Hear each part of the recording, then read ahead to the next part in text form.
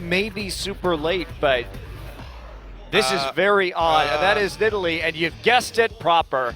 So it will be a mid lane Kindred. Oh, baby. Bit questionable. Gnar is a solo front line with basically only poke squishies behind him is also interesting. They have Kindred ult, come on.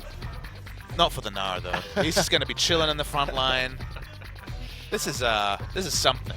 This is something indeed. Flawless during this time, he listened to you. He's going to take the dragon. He is, but they have no mid laner right now, so he's going to be taking a bit of a risk, but does manage to come through with the solo dragon take. Bubbling here, looking for the kill onto SoaR. SoaR is going to get flashed on, but there's no actual, oh my, the flash cocoon is going to miss. Now can they get it? SoaR, is he going to get hit Gnar in time? The answer is no.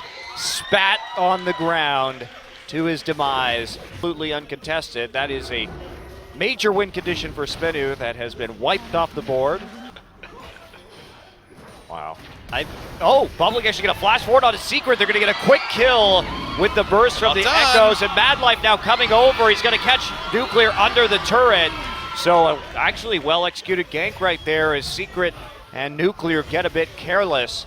And SaSin and Nuclear want to kite backwards. All right, Flawless now here to put some punishment onto Untara. TP going to come in, Bubbling already there. They're trying to turn this around. Flawless is caught, has to flash. That was a good flash over the wall, but he's still pinned in by the members of CJ. SoaR looks like he's going to get out. Kramer gets a kill, though, onto this Nidalee, and they clean up one in the top side, too. Abyssal Voyage coming down, but there's no one there as Secret is yanked out with the Fate's Call. Big picks on Flawless. Gets a flash over the thick part of the wall, but he's caught between a rock and a hard place. Meanwhile, SoaR tries to get out. Sky, though, flashes, glitter lances, and that's it. This time the blue Ezreal had both items completed, was able to walk around and do damage. What a bold Baron call, but they can't finish it off. They pop over the wall, but CJ wise to their tricks. More time. Here we go, he's just gonna TP out. There is no actual CC right there.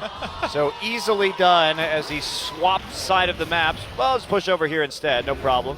Flank here, but it's not gonna be too far forward. SoaR is in Gnar. He's gonna scoop him into the wall. Now everyone from SBENU is piling on Madlife in ultimate, so he's not taking that damage, but the rend is not quite enough to kill him. SaSin cleans it up, and that is going to be a blue build Ezreal with a red buff, so you're not going to chase that one. Otherwise, not much of an accomplishment unless Bubbling manages to fall. He's getting low, does get chomped up by Untara and taken to safety under his turret. Wow, Kramer wants to go aggressive onto Secret, gets him with the auto after the flash.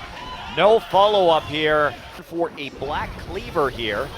Secret going to die again, actually just gets stunned and sort of awkwardly stands there. Bubbling finishes it off. The solo warding missions from Secret have cost him all of his 3 deaths, been picked off multiple times. CJ pick up a second dragon. Big lead for Tahm, Kench, and turret damage. And there we go. Trisha Barrage does hit Flawless. Flawless has a heal though, but CJ wants to charge up the mid lane. Untara is going to get the first tier 2 turret, but because of the itemization of Gnar, he is actually able to chew through faster than the Tahm Kench. So CJ is going to have to break this off. Gnar should keep pushing right now. And finally delays his recall. They're going to get it. And we see Kramer, he's caught out, but he gets the wild growth onto a Madlife, falling low in the front line. And now SaSin wants to back off. Secret nearly dead. Nuclear not able to do enough damage to finish off this team fight. Now Untara is here, courtesy of the Abyssal Voyage. They're all so low. Can Kramer clean this one up? I think the answer is going to be yes. SoaR is finally here. Bubbling does fall to Gnar, and they're going to try and turn this, but SoaR is so squishy for a Gnar. Will hit Mega Form, and therefore avoid death. Oh, clipped. Flawless. CJ still wants to start up this dragon, but Nidalee is going to force the issue. Kramer has to arcane shift over to the wall, so that cooldown now eliminated for the duration of this dragon. He gets it anyway with a Q. Oh, so unfortunate for SBENU, and now the fight's beginning. Madlife gonna punt SaSin right into the middle. Big Gnar ultimate, though, is going to be hit onto 3 members. There's a follow-up with Morgana, but they're dealing with Untara right now. Secret just dies, and now Flawless on the run, has to go over the wall. SoaR pops over himself, but Kramer's there on the follow-up, and Kramer gets a triple when all is said and done. Nuclear, the only member of SBENU alive. So he just died in the front line. The team changed target. They pivoted, and they should get Baron and a one-team fight as a result. Well, that was definitely set up by Madlife's engage. They're going to try and get the drop onto Kramer, but Secret is found out. And here we go, Madlife in once again onto SaSin. Nice glitter lance to start off this battle. SaSin polymorphed and now has to back away. But the poke damage here, they're going to try and turn on to Sky again. There's the knock-up coming through. But here's SoaR over the side. He's going to ult only Untara. Meanwhile, Kramer firing from the other side of the wall is going to pick up the first kill of the fight. And I don't know if they have the damage. They're fighting in the Kindred ult right now, but that's not going to work out for the members of SBENU as the CC dominates the fight once again from Madlife. And that is a 4-for-0.